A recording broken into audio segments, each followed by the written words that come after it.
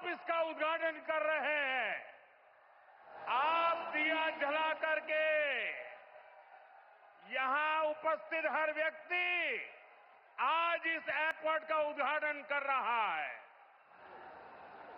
ये आपकी अमानत है, ये आपका भविष्य है, ये आपका पुरुषार्थ है और इसलिए उसका उद्घाटन भी आपके हाथों से हो रहा है। आप अपने भारत माता की जय बोल करके हाथ ऊपर करके फ्लैश लाइट पूरी तरह से दिखाइए। भारत माता की, भारत माता की, भारत माता की। बहुत बहुत धन्यवाद। अब उद्घाटन हो गया।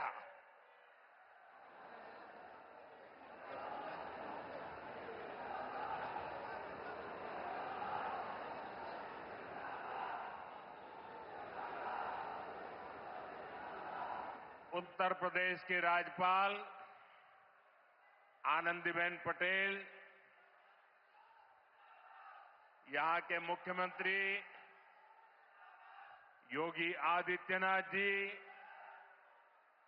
उप मुख्यमंत्री केशव प्रसाद मौर्य, ब्रजेश पाठक, केंद्रीय मंत्रिमंडल के मेरे सहयोगी श्री राम मोहन नायडू जी, पंकज चौधरी जी, ज्यूरिक एयरपोर्ट के चेयरमैन जोसेफ फेल्डर जी, अन्य मंत्रीगण, सांसद, विधायक, अन्य महानुभाव और मेरे प्यारे भाई और बहनों,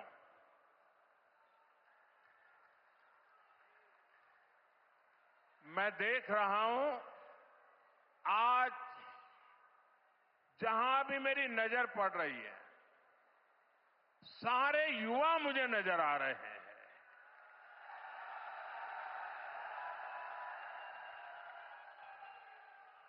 उत्साह से भरे युवा हैं,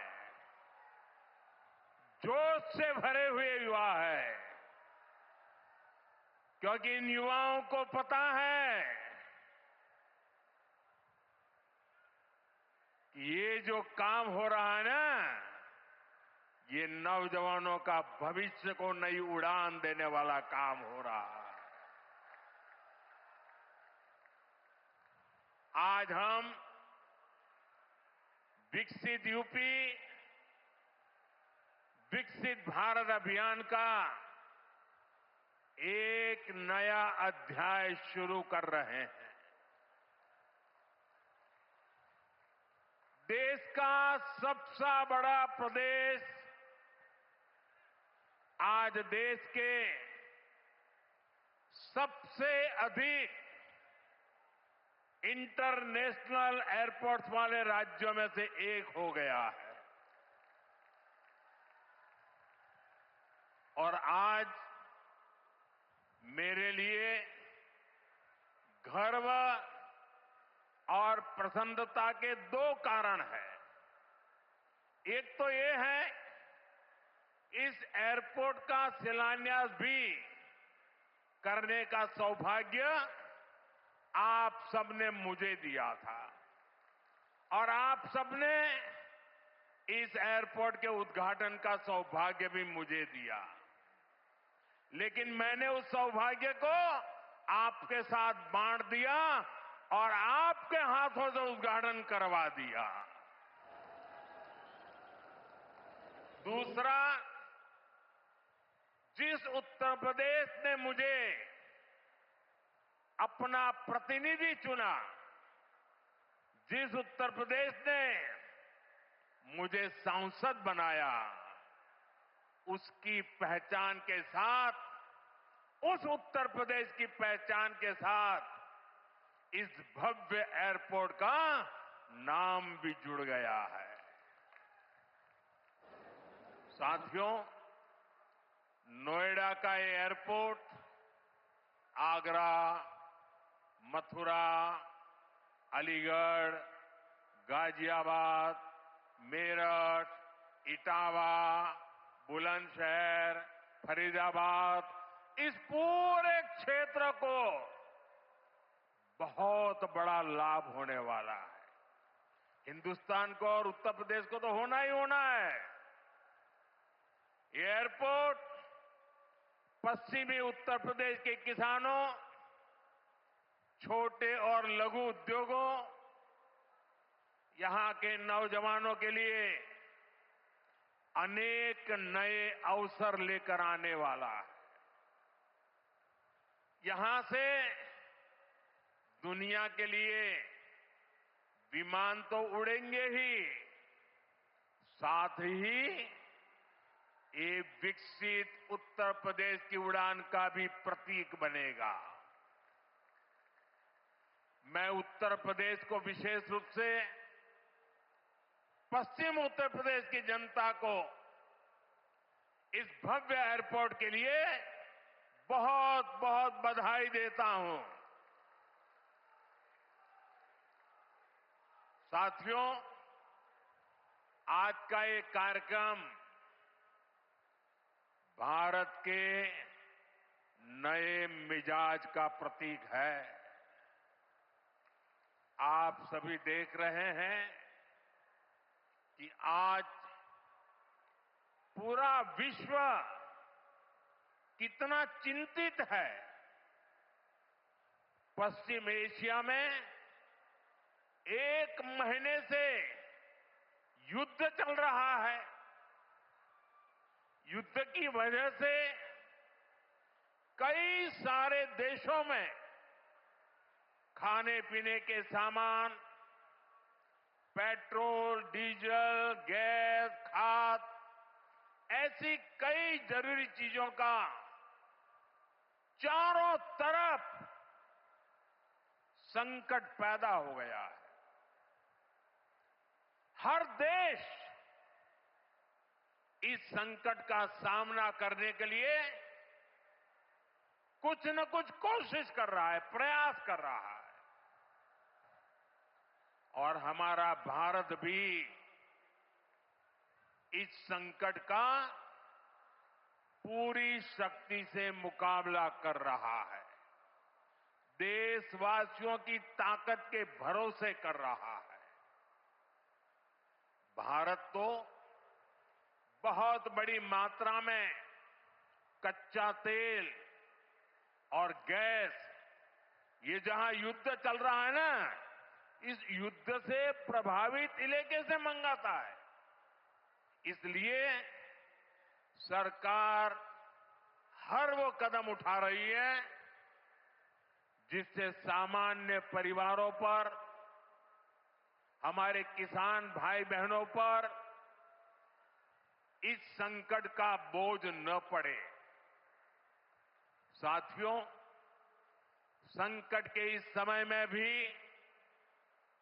भारत ने अपने तेज विकास को निरंतर जारी रखा है।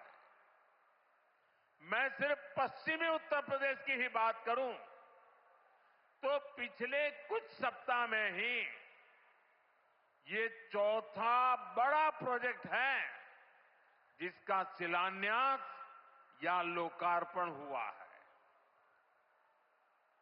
इन कुछ ही सप्ताह में, इस दौरान नोएडा में बहुत बड़ी सेमी कंडक्टर फैक्ट्री का शिलान्यास हुआ। इसी कालखंड में देश की पहली दिल्ली मेरठ नमो भारत ट्रेन ने गति पकड़ी। इसी कालखंड में मेरठ मेट्रो का विस्तार किया गया और इतने कम समय में आज नोएडा इंटरनेशनल एयरपोर्ट का आप सबके हाथों से उद्घाटन भी हो गया। साथियों, ये सारे प्रोजेक्ट्स यूपी के विकास के लिए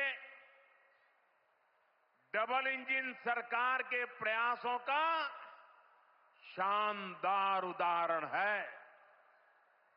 सेमीकंडक्टर फैक्ट्री भारत को टेक्नोलॉजी में आत्मनिर्भर बना रही है। मेरठ मेट्रो और नमो भारत रेल तेज और स्मार्ट कनेक्टिविटी दे रही है और ये हमारा जेवर एयरपोर्ट पूरे उत्तर भारत को दुनिया से जोड़ रहा है। और आपने अभी वीडियो में देखा, ये ऐसा एयरपोर्ट बन रहा है, हर 2 मिनट में एक जहाज उड़ेगा, हर 2 मिनट में एक जहाज उड़ेगा। पहले सपा वालों ने नोएडा को अपनी लूट का एटीएम बना लिया था, लेकिन आज भाजपा सरकार में वही नोएडा यूपी के विकास का सशक्त इंजन बन रहा है। साथियों, जेवर का ये एयरपोर्ट डबल इंजन सरकार की कार्य संस्कृति भी, इस कार्य संस्कृति का भी बहुत अच्छा उदाहरण है। अब आप सोचिए, इस एयरपोर्ट को अटल बिहारी वाजपेयी जी की सरकार ने 2003 में ही फाइल में मंजूरी दे दी थी। 2003 में आप में से बहुत होंगे जिसका जन्म नहीं हुआ होगा। बहुत वो लोग होंगे जो उस समय 25-30 साल के, 35 साल के हुए होंगे और आज रिटायर्ड की हो गए।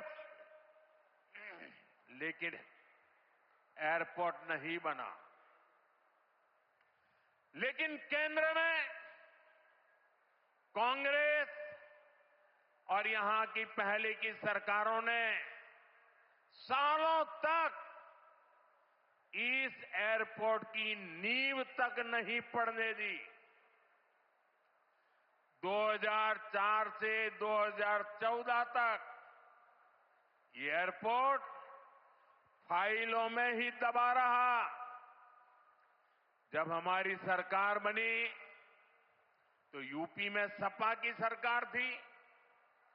शुरू के 2-3 सालों में सपा वालों ने इस पर काम नहीं होने दिया, लेकिन जैसे ही यहां भाजपा एनडीए की सरकार बनी, दिल्ली में भाजपा एनडीए की सरकार बनी, तो जेवर एयरपोर्ट की नींव भी पड़ी, निर्माण भी हुआ और अब ये शुरू भी हो गया है। साथियों, एयरपोर्ट के अलावा ये क्षेत्र देश के 2 बड़े फ्रेट कॉरिडोर्स का भी हब बन रहा है। ये फ्रेट कॉरिडोर मालगाड़ियों के लिए बिछाई गई स्पेशल पटरियां हैं। इससे उत्तर भारत की बंगाल और गुजरात के समंदर से कनेक्टिविटी बेहतर हो गई है और दादरी वो स्थान है जहां ये दोनों कॉरिडोर्स आपस में मिलते हैं।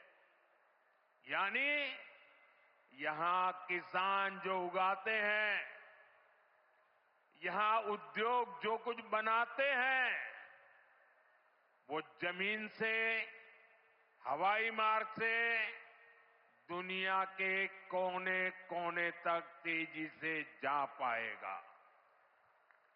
ऐसी मल्टी मॉडल कनेक्टिविटी के कारण यूपी दुनिया भर के निवेशकों के लिए बहुत बड़ा आकर्षण बन रहा है। साथियों, जिस नोएडा को पहले अंधविश्वास के कारण अपने हाल पर छोड़ दिया गया था। कुर्सी जाने के डर से पहले के सत्ताधारी यहां आने से डरते थे। मुझे याद है यहां की सपा सरकार थी और मैंने नोएडा आने का कार्यक्रम बनाया तो मुख्यमंत्री इतने डरे हुए थे कि वो उस कार्यक्रम में नहीं आए और मुझे भी डराने की लोगों ने कोशिश की कि नोएडा मत जाओ मोदी जी, अभी अभी प्रधानमंत्री बने हो।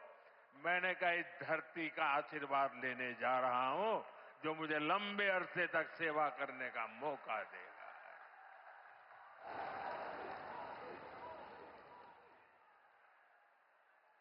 अब वही इलाका पूरी दुनिया का स्वागत करने के लिए तैयार है। ये पूरा क्षेत्र आत्मनिर्भर भारत के संकल्प को सशक्त कर रहा है। साथियों, इस क्षेत्र की अर्थव्यवस्था में खेती किसानी का बहुत महत्व है। मैं आज उन मेरे किसान भाई बहनों का विशेष रूप से आभार व्यक्त करता हूं जिन्होंने इस प्रोजेक्ट को साकार करने के लिए अपनी जमीनें दी हैं। उन किसानों के लिए जोरदार तालियां बजाइए दोस्तों। मेरे किसान भाई बहनों के लिए जोरदार ताली बजाइए। मेरे किसान भाई बहन, आपके इस योगदान से ही इस पूरे क्षेत्र में विकास का एक नया दौर शुरू होने जा रहा है। आधुनिक कनेक्टिविटी का जो विस्तार यहां हो रहा है उससे पश्चिमी यूपी में फूड प्रोसेसिंग की संभावनाओं को और बल मिलेगा। अब यहां के कृषि उत्पाद दुनिया के बाजारों में और बेहतर तरीके से जा पाएंगे। साथियों, यहां मैं अपने किसान साथियों का एक और बात के लिए भी आभार व्यक्त करना चाहता हूं। आपके गन्ने से जो इथेनॉल बनाया गया है उससे कच्चे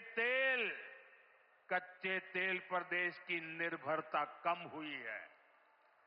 अगर इथेनॉल का उत्पादन न बढ़ता, पेट्रोल में उसकी ब्लेंडिंग न बढ़ती, तो देश को हर वर्ष 4.5 करोड़ बैरल 4.5 करोड़ बैरल यानी लगभग 700 करोड़ लीटर कच्चा तेल विदेशों से मंगवाना पड़ता।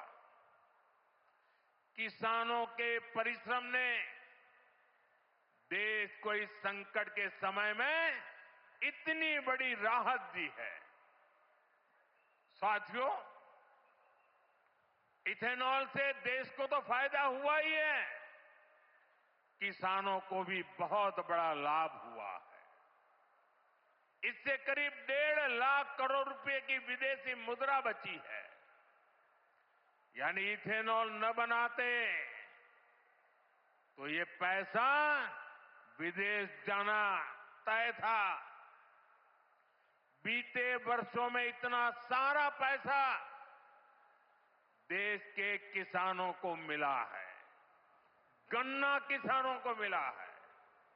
साथियों, यहां के गन्ना किसानों ने तो पहले के वो दिन भी देखे हैं जब कई सालों तक गन्ने का बकाया लटका रहता था। लेकिन आज भाजपा की डबल इंजन सरकार के प्रयासों से गन्ना किसानों की स्थिति बेहतर हुई है।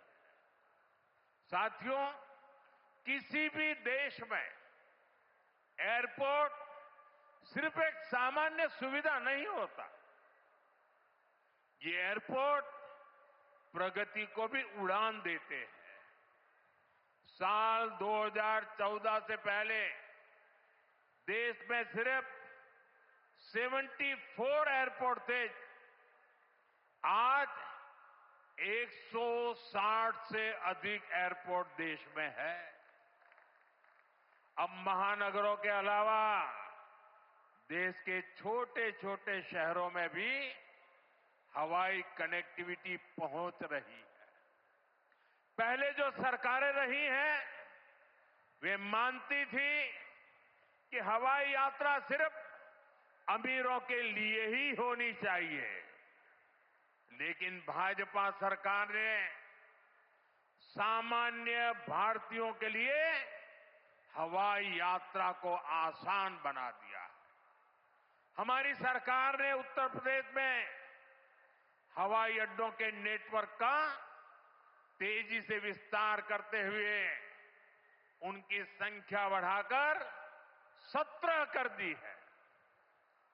साथियों, भाजपा सरकार का निरंतर प्रयास रहा है कि एयरपोर्ट भी बने और किराया भाड़ा भी सामान्य परिवारों की पहुंच में रहे। इसलिए हमने उड़ान योजना शुरू की थी। इस स्कीम के कारण बीते कुछ सालों में 1,60,00,000 से अधिक देशवासियों ने उड़ान योजना से टिकट लेकर सस्ती दरों पर हवाई यात्रा की है। और मैं आपको एक और जानकारी देना चाहता हूं। हाल में ही केंद्र सरकार ने उड़ान योजना को और विस्तार दिया है। इसके लिए लगभग 29,000 करोड़ रुपए की स्वीकृति दी गई है।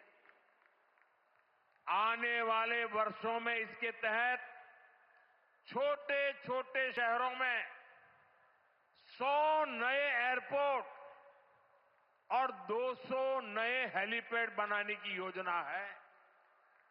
यूपी को भी इससे बहुत अधिक लाभ होगा। साथियों, भारत का एविएशन सेक्टर बहुत तेजी से गति और विकास कर रहा है। जैसे जैसे भारत में नए नए एयरपोर्ट बन रहे हैं, वैसे वैसे नए हवाई जहाजों की जरूरत भी बढ़ती जा रही है। इसलिए देश की अलग अलग एयरलाइंस ने सैकड़ों नए जहाजों के ऑर्डर दिए हैं। ये जो नई सुविधाएं, नए जहाज आ रहे हैं, इनको उड़ान वाले और इसको उड़ाने वाले, इनमें सर्विस देने वाले, मेंटेनेंस से जुड़े, ऐसे हर काम के लिए बहुत बड़ी संख्या में वर्कफोर्स की जरूरत होगी। ये युवाओं के लिए बहुत बड़ा अवसर है। इसलिए हमारी सरकार एविएशन सेक्टर में ट्रेनिंग की सुविधाओं का भी विस्तार कर रही है। साथियों, आप जब अपनी कोई गाड़ी खरीदते हैं तो ये जरूर देखते हैं कि उस गाड़ी बनाने वाली कंपनी का सर्विसिंग सेंटर आसपास है या नहीं है। आप जानकर हैरान हो जाएंगे कि हमारे देश में हवाई जहाजों की सर्विसिंग यानी उनके मेंटेनेंस, रिपेयर एंड ओवरहॉल की पुख्ता व्यवस्था ही नहीं थी। भारत के 85 एयरपोर्ट 85% हवाई जहाजों को आज भी मेंटेनेंस, रिपेयर एंड ओवरहॉल यानी एमआरओ के लिए इस काम के लिए विदेश भेजना पड़ता है। इसलिए हमारी सरकार ने ठाना है कि एमआरओ सेक्टर में भी भारत को आत्मनिर्भर बनाएंगे। अब भारत में ही बहुत बड़े पैमाने पर एमआरओ सुविधाएं विकसित की जा रही है। आज यहां जेवर में भी एमआरओ सुविधा का शिलान्यास हुआ है।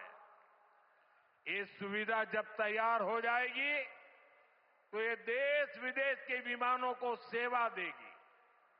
इससे देश को कमाई भी होगी, हमारा पैसा भी देश में ही रहेगा और युवाओं को अनेक रोजगार भी मिलेंगे।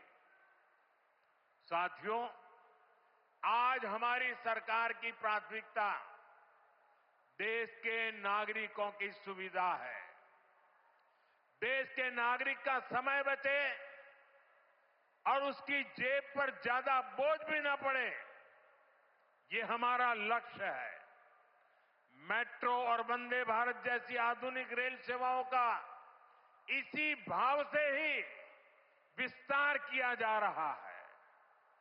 दिल्ली मेरठ नमो भारत रेल, इसका कितना फायदा हो रहा है ये भी हम सब देख रहे हैं।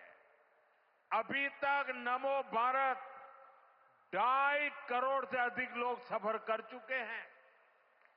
दिल्ली मेरठ के जिस सफर में पहले घंटों लग जाते थे, अब वो सफर मिनटों में ही पूरा हो रहा है। साथियों, विकसित भारत के विकसित आधुनिक इंफ्रास्ट्रक्चर पर हमारी सरकार अभूतपूर्व निवेश कर रही है। बीते 11 वर्षों में इंफ्रास्ट्रक्चर का बजट 6 गुना से अधिक बढ़ाया गया है। इन वर्षों में 17 लाख करोड़ रुपए हाईवे और एक्सप्रेसवे पर खर्च किए गए। 1 लाख किलोमीटर से अधिक के हाईवे का निर्माण किया गया है। 2014 तक रेलवे में सिर्फ 20,000 किलोमीटर रूट का बिजलीकरण हुआ था, जबकि 2014 के बाद से 40,000 किलोमीटर से ज्यादा रेलवे ट्रैक का बिजलीकरण किया गया है। आज ब्रॉडगेज नेटवर्क का लगभग 100% बिजलीकरण हो चुका है। आज कश्मीर घाटी हो या नॉर्थ ईस्ट की राजधानियां, ये पहली बार रेल नेटवर्क से जुड़ रही है। पोर्ट यानी बंदरगाहों की क्षमता बीते दशक में 2 गुने से अधिक हुई है। देश में नदी जलमार्गों की संख्या भी लगातार बढ़ रही है। विकसित भारत के निर्माण के लिए जरूरी हर क्षेत्र में भारत तेजी से काम कर रहा है। साथियों, विकसित भारत बनाने के लिए सबका प्रयास बहुत जरूरी है। ये आवश्यक है कि 140 करोड़ देशवासी कड़े से कड़ा परिश्रम करें और वैश्विक संकटों का एकजुट होकर सामना करें। अभी जो युद्ध चल रहा है, इससे पैदा हुए संकटों का सामना कैसे करना है, इसके बारे में मैंने संसद में भी विस्तार से बताया है। मेरी कल देश के सभी मुख्यमंत्रियों से भी लंबी चर्चा हुई है और बड़ी सकारात्मक चर्चा हुई है। मैं आज आप सभी जनता जनार्दन से फिर कहूंगा, मैं देशवासियों से फिर से कहूंगा, हमें शांत मन से, धैर्य के साथ, एकजुटता के साथ, मिलजुल करके इस संकट का सामना करना है। ये पूरे विश्व में परेशानी पैदा करने वाला संकट है। हमें अपने देश की सबसे ज्यादा चिंता करनी है और यही हम भारतीयों की सबसे बड़ी ताकत है। मैं यूपी के, देश के सभी राजनीतिक दलों से भी आग्रहपूर्वक कहना चाहता हूं, विनती पूर्वक कहना चाहता हूं, इस प्रकार के संकट में ऐसी बातें करने से बचें जो देश के लिए नुकसानदायक है, जो भारतीयों के हक में है, जो भारत के हित में है, वही भारत सरकार की नीति और रणनीति है। राजनीति के लिए गलत बयानबाजी करने वाले राजनीतिक बहस में तो कुछ नंबर पा लेंगे, लेकिन देश को नुकसान पहुंचाने वाली हरकतों को देश की जनता कभी माफ नहीं करती। कोरोना के महासंकट के दौरान भी कुछ लोगों ने अफवाहें फैलाई, वैक्सीन को लेकर झूठ बोले ताकि सरकार का काम मुश्किल हो, देश को नुकसान हो। परिणाम क्या हुआ? जनता ने चुनावों के दौरान ऐसी राजनीति को नकार दिया, ठुकरा दिया।